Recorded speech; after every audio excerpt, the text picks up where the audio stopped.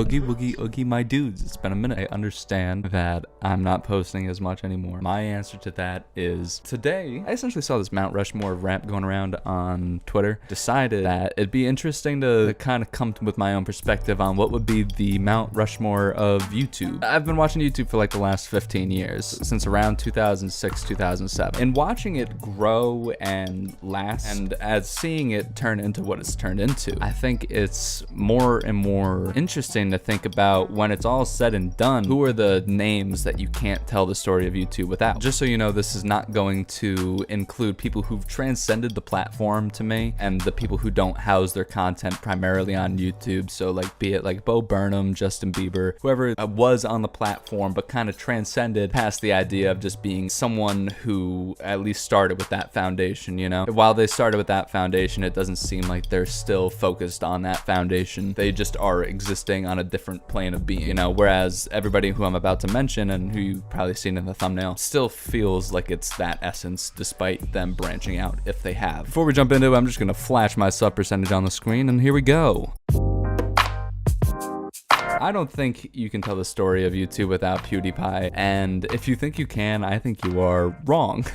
I don't know how anyone could hold that opinion. His ability to revitalize gaming content on the platform, just be it through like Minecraft, Amnesia, or whatever it is, whatever he was playing at that time would just inevitably get like 30 to like 500 other subcultures on YouTube just trying to do exactly what he's doing to get his views. He is such a trendsetter on the platform that whenever he does something, everybody has to do it because he's done something pretty substantial, you know? And that's how he's been able to grow as frequently as he has. And he constantly changes up his content and in turn has found ways not to just be the focal point of the platform, but outlive some people who've even come before him and some people who've even come after him, like from his primary ascension on the platform. All of which is extremely impressive considering how much the algorithm has changed over time since then. PewDiePie blew up in like late 2012, going from like not even a top 10 channel to the #1 channel in mid 2013. That is the fastest ascension we've seen to that, and he has not divvied from there, or at least too substantially. Enter his first subscriber battle, which would just be a year after that, and YouTube Spotlight, a YouTube brand channel, was actually neck and neck with an individual creator in 2013, or I'm sorry, 2014, a year later. And then in 2014, PewDiePie would hit 20 million subscribers at a time when there were only 3 traditional YouTubers left in the top 5 channels on the platform. And Felix continues to revolutionize gaming content on the platform in 2014. You start to see individual creators getting overtaken by brand channels in this time period, but PewDiePie is still one of those lone soldiers in the top. And then during 2016, 2017, Felix kind of starts changing his content to revel action similar to that of like Filthy Frank, iDubbbz, and Max Mofo, and in doing so, by 2017, Felix found himself in 2 major controversies. Post both of those controversies, which in popular opinion have been blown out of proportion, Felix would in turn lose his YouTube Red series. He'd get dropped from Maker Studios, which is a Disney affiliated company, which clearly has never made a mistake involving anti-Semitism, though I would understand them wanting to sweep something like that under the rug. And he would find himself then independently controlling his own properties for the first time since then. When you're of his size and of his ability, I don't think Maker Studios is really doing too much for PewDiePie other than making that YouTube Red series and doing all those bigger ideas that kind of took him away from transcending platform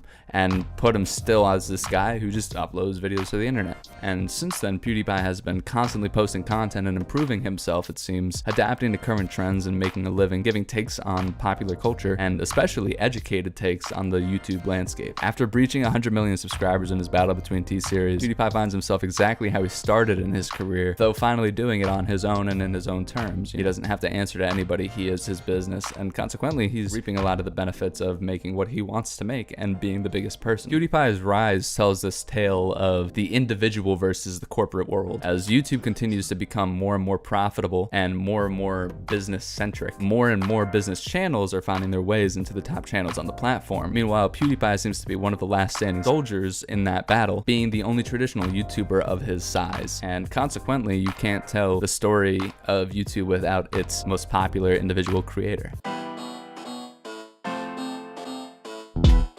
The next person I think you gotta mention, really it's not a person, the next creators that you gotta mention on this platform I think is Smosh. After making their own website pre-YouTube, Smosh blew up from a Pokemon lip sync video and was able to transform that into what is essentially a group sketch comedy channel. At one point, Smosh was the most popular channel on the platform, being the first to ever hit 300k, 400k, and 500k in 2008, before being overtaken by Ryan Higa and Fred. Well, we'll get more into Ryan Higa later, but Smosh would later hit 1 million subscribers in 2009, doubling that, and along with Ryan and Fred, neck and neck with them, but they were all pretty much in the same group. By 2010 though, they had fallen down to the 5th most popular channel on the platform, and they would later sell Smosh to the Defy Media in 2011 for $0, which I don't think takes a business degree to know that that is a bad idea. What they were essentially told was that it would be stock benefits in the company of Defy Media, but that company would never go public, which made the value of that literally useless because there's no value in a non-public stock. Smosh would then overtake Ryan again for the number 2 most subscribed channel, later going neck and neck with Equals3 and Ray William Johnson in 2012 for the number 1 spot. Smosh would later fall out of the top 5 in 2016, and around 1 year later, Anthony would move on from Smosh due to the Defy Media and their shady business practices, and the money that the cast and Smosh as a whole would see next to none of. Be it the ad revenue, the Food Battle iOS game. Anthony has come out and said a bunch of stuff about this, and I would recommend his video if you haven't already seen it. The fact that the faces of the company of Smosh weren't seeing any of the money from it because they sold it for like literally $0 is just, I'm sure it's frustrating, you know, if you're Anthony Padilla. Obviously, all that kind of comes to a head as Defy would shut down in 2018 without any warning to their employees, leaving all of the members of Smosh and Ian, one of the founders of the company, which has now grown to be a company, you know, past just 2 people or like that like met each other in high school. 1 year after Anthony's departure, Smosh would fall out of the top 20 channels in 2018, which is, for reference, the year that T-Series and PewDiePie happened. On February 22nd, 2019, Rhett and Link of Good Mythical Morning would purchase Smosh in a $10 million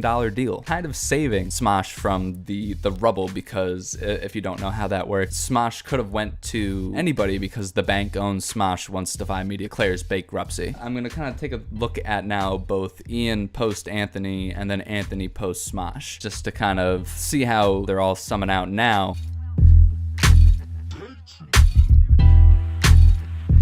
Post the mythical buyout, you see Smosh maintaining success, but on a more corporate level. The main channel being that of essentially a children's sketch comedy, or like it's maybe more like teen content now at this point, but it is doing significantly worse than it has in the past with just Ian and Anthony. In hiring capable cast members, be it like Shane or Damien or anybody else really, who they seem like they do have a little bit more focus on getting good people around them. The alternate channels like Smosh Pit and Smosh Games actually are starting to compete with the main channel in views and active audience base, despite being channels that have less than half the subscriber base. So the videos on the main channel are kind of doing as well as their sub channels, so they just have their audience and they check out all their stuff, which is good, you know, like that's not a bad kind of place to be. It's not quite where it was, but it's not nowhere, you know. Ian in turn though seems to have taken a father figure kind of role to the channel and seems to be a very capable at guiding cast members and lifting the mood, though it can be argued that he has come out of Anthony's departure maybe with less identity than Anthony, despite seemingly having less passion and desire to perform on camera. Who can blame him, because he's been doing this for years now, and most creators would have experienced burnout much quicker than Ian has currently, you know. And I'm sure it's rough not to fully own your own company, but the fact that Rhett and Link own your company has to be at least assuring, because those guys aren't going anywhere. They have great ideas, and it's just good to have someone who knows what they're talking about having control. Ian also seems to have a very adult perspective on what happened with Defy, despite the blind side that he was hit with Defy, you know. And at the same time, Smosh employees were on salaried pay, so making everyone associated with the brand jobless after Defy's bankruptcy in turn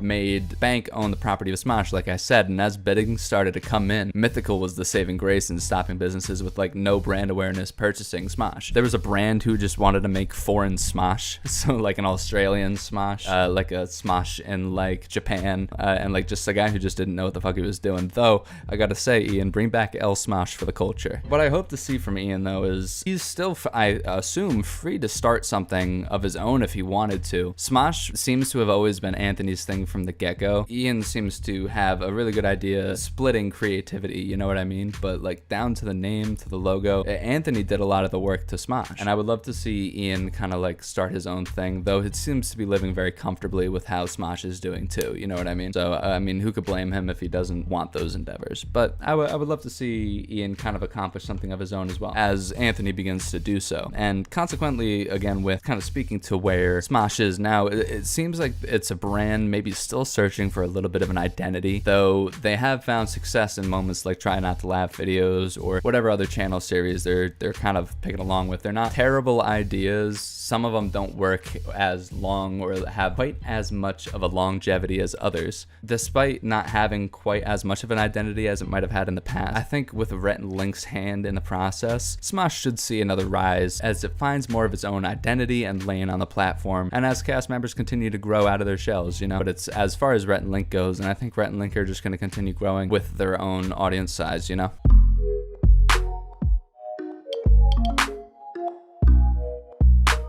And then to talk a little bit about Anthony post Defy, and Defy being the main reason Anthony left the channel to begin with, and the brand that he worked so hard to create with his childhood friend, down to the logo again being created by Anthony. He's moved on to be quite successful on his own, making the interview series on his personal channel. Anthony's moved on to some incredibly high quality editing, by the way, from his team. I just gotta say, via Jespersh and the rest of his team, he is really like an editing art piece at some points, you know. Like his team is great, really great editing team, and he's actually maturing a lot past what his adolescent content was making before, where it seems like Smosh might be still a little stuck in that audience base. Anthony's kind of branching himself out to as many people as possible now, and he seems to be maturing with an audience that grew up with him, whereas Smosh tends to be banking on the audience that they had before. Anthony is still keeping it educational and friendly as far as content is concerned, and he's not gonna shut out people who could have backed him, because again, Smosh has kind of always been like this, somewhere between kids and teen comedy, whereas now Anthony's just kind of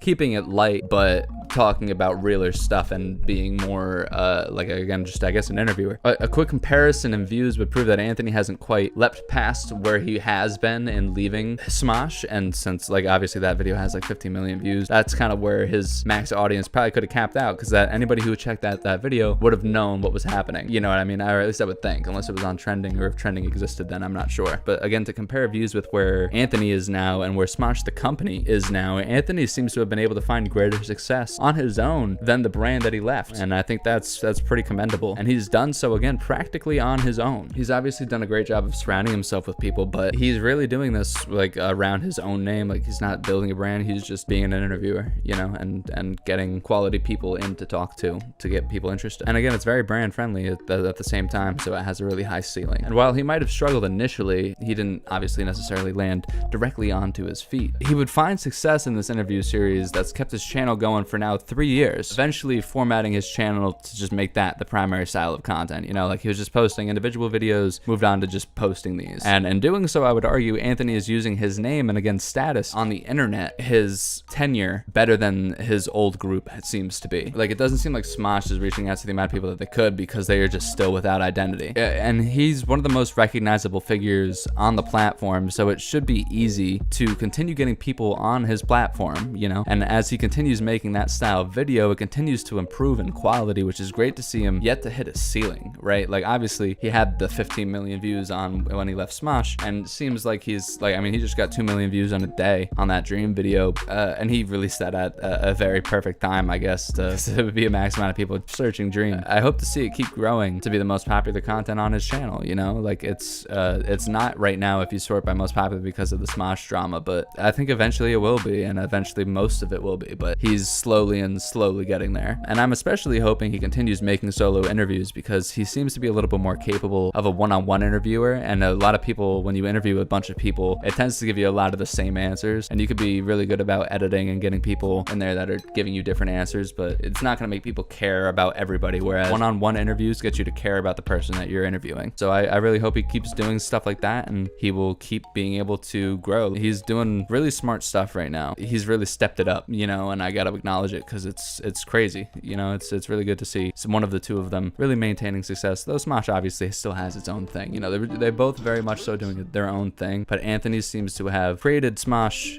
and then moved on to create something new, you know, and that's awesome. I love seeing people branch out and make and reach success at the same time. Moving on to someone who we talked about just before and was contending with Smosh and views, Ryan Higa. Ryan Higa started making sketch comedy with his friends around 06, so like almost 15 years ago, and Ryan has also switched up his content a significant amount here too to keep relevancy via Dear Ryan, via I Dare You, his comedy music videos, and he seems to be focused on making like larger ideas when he was making videos more frequently, like be it the bottle flip videos, and until he transitioned ultimately into a podcast host and would later begin posting less and less and less as COVID began. In 2008, Ryan and Fred overtake Smosh and shoot the duo down to number 3, and Ryan would overtake Fred just a year later, while the three of them seemed to hit 1 million subs simultaneously. So in 2009, Ryan was the most popular channel on the platform and was one of the first people to hit 1 million subscribers. By the end of 2010, Ryan Higa remained the most popular channel on the platform, being the first to hit both 2 and 3 million subscribers at that time as well. Later lost out to the top spot to Ray William Johnson in 2011, just a year later, capping Ryan's reign at the top around 2 years. While the quality content never seemed to slip from Ryan, in the corporate landscape of YouTube today, it's easy to see why some content may fall to the wayside, and by 2017, Ryan found himself out of the top 20 channels for the first time since 2010. Ryan has also spoken about how his name and race has affected his ability to progress forward in the business media, despite having positive intentions, obviously, and like not being a shitty guy. Like there's a ton of shitty people out there that get platforms, and it seems like Ryan is one of those honest people that was never given one for some pretty fucked up reasons. However, since his audience and most sane people know to not blatantly hate Asian people, since that is incredibly fucked up, it's a shame that a talented performer and writer has seen a stunt in growth, seemingly to no fault of his own. Despite seeing other fellow members on the platform, such as Lily Singh, Smosh, etc., get plucked from the platform and seem to be able to transcend it, Ryan has just straight up never been given those opportunities, or it seems at least that he's never been given those opportunities. And he's spoken about how his username has cost him brand deals, as well as, again, the racism in the industry, but he chose to surround himself with his friends and did everything the correct way, but never seemed to be given, again, the same chances as people doing the same as him, or maybe even objectively worse than he has, because, again, he has more of an audience than Smosh has at this point. If you're checking like daily, like he has the ability to reach more people just on his own and not from a brand, and they both have around the same subscriber base if you look at it. Ryan's ability to not just maintain a capable sense of humor and audience base for nearly 15 years can't be understated, but it is actually one of the longer stretches in doing so on the platform as well, and it's all aging better than people who've come after him in some cases, and people who have come at the same time as him, you know. One of the first people on this platform, and he's been maintaining relevancy for 15 years on the same platform, and again, it's one of the longest stretches, and he's maintaining that relevancy more than people who've come after and more than people who've come before. I don't think you could tell the story of YouTube without Ryan Higa.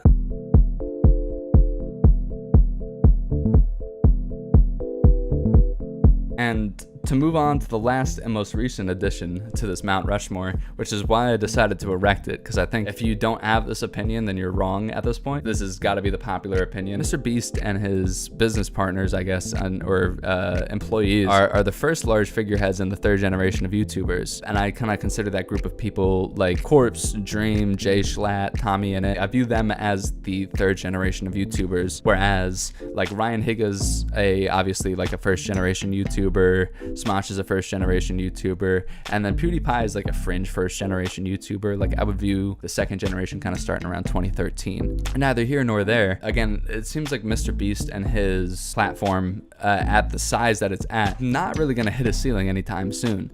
And they are growing significantly larger than anybody else in that third generation of YouTuber, despite having been on the platform for like 9 years. At least I saw him when he was counting to 100,000 and saying Logan Paul's name 100,000 times. And he flipped flip that kind of extremist content into what is essentially a YouTube game show. MrBeast continues to use his platform for good, from planting 20 million trees and starting a food shelter to giving away millions of dollars nearly every single upload. Even apart from his primary channel, he's giving away $1 million sometimes an upload. Like, MrBeast Gaming gives away crazy money, and like everything is just, it's like multiple different subgenres of game shows in a way. And honestly, since Jimmy popularized this style of extremist content, the landscape of YouTube has been trying to follow in his footsteps since. And honestly, my sub box has never been the same since MrBeast uploaded. I can't go anywhere anymore without seeing giving someone my credit card video, giving you 1 minute to spend $100,000 or whatever it is. It's like MrBeast has literally changed the landscape of YouTube, and his footprint is going to be around for a really long time. And as Jimmy begins to expand past the platform of YouTube, be it his new food chain or any other really philanthropic adventures he plans to take part in, it seems like of any of the new people to be exploding on this platform in the current day and age that we're in, he is the most likely to stick around the longest and seems to be the one changing the platform the most thus far. While having not been in the focal point of the platform for tremendously long, MrBeast's knowledge of the platform probably comes from the fact that he's made this his main focus and has been making videos for as long as he has, you know, so he understands what the platform looks like. From gaming content to commentary videos, Jimmy has a pretty vast knowledge of what works and what doesn't work after 9 years of figuring it out. And looking at his idea team and his budget, it's hard to see him stopping anytime soon as well. MrBeast has never had a traditional job. As this third generation of YouTube begins to grow exponentially, you know, like Corpse and Dream or whoever it is, that we're not seeing people grow as fast as they have, you know what I mean? Like, this is all very new. And with Jimmy leading the pack, I think he is the first of many people to have grown up with a platform in their lives and the internet in their lives, and will be using that knowledge of what came before to launch past all those who came prior. You know, people forget, like, the internet hasn't been around as long as it has, and definitely hasn't been like it has for as long as it has. So people are learning more and more as time moves on. And he is one of those people on this platform that is on the fast track to just launch past everybody who came before him. And he's getting people who've never been interested in YouTube, you know, like, you can ask people if they know who MrBeast is, and like the answer is going to be yes most times, even if you don't know who most YouTubers are. And that's the same thing with PewDiePie, and both those names shock me that that's general public knowledge, but it's true. Whereas maybe Smosh and Higa might not be the most general public knowledge. Just to kind of quickly summarize my Mount Rushmore of YouTube again, that I guess consists of PewDiePie, Higa, Anthony, and Ian of Smosh. Obviously now Jimmy, MrBeast. Is this my end-all be-all list? Maybe not. Although I feel like as YouTubers begin to fall from grace as far as the platform is concerned, it's important to showcase who is at a hand in its upbringing. And I'm not saying any of these people have necessarily fallen from grace, because I don't think any of them have. It's important to know who paved what ways and where this platform is right now, I believe, as more and more people are beginning to be aware of where YouTube is and what it's been able to do in media. While there are tons of people I didn't mention, it's easy to see how these 4 channels have found their way to leave their mark and change the content landscape of the platform that they are on. All 4 of these channels changed how every other channel was making content at some point in time. Other people were trying to copy the success of these people, and some are still currently. And in my opinion, these 4 channels have changed the platform the most since YouTube began. The